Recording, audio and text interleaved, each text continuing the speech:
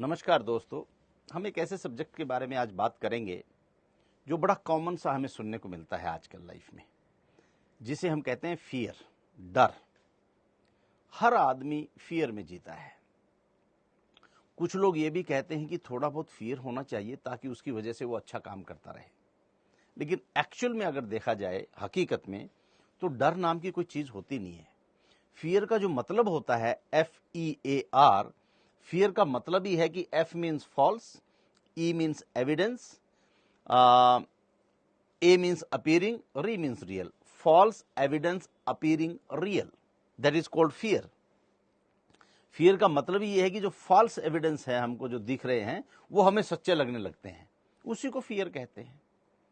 And I read somewhere the guy says that 95% of the things which you have, डर जिस चीज का हमें होता है कि ये होगा तो ऐसे हो जाएगा, वो कभी होता ही नहीं है।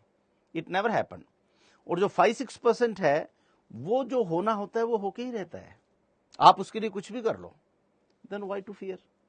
डरने की कोई बात ही नहीं है। जिंदगी में अगर हम अपने कर्म करते चले जाएं ईमानदारी के साथ में, तो वहां पे डर की कोई गुंजाइश ही नहीं है दोस्तों। तो इसलिए अगर किसी के दिमाग में कोई डर हो, ये होगा तो वो हो जाएगा, मैं ऐसा करूंगा तो वैसा हो जाएगा, मैं ये करूंगा तो कोई मुझे क्या कहेगा, आज की इस बहुत भागदौड़ की जिंदगी में किसी को किसी के लिए समय नहीं है। तो आपको फिक्र करने की जरूरत नहीं है कि लोग क्या कहेंगे आपके बारे में। आप अपनी मेहनत करिए, अपनी फोकस में रहिए और रिजल्ट्स देखते जाइए। फिर आप देखेंगे कि डर की कोई गुंजाइश ही नहीं है लाइफ में। So as I already said that fear means false evidence appearing real. So there is no real fear in the life.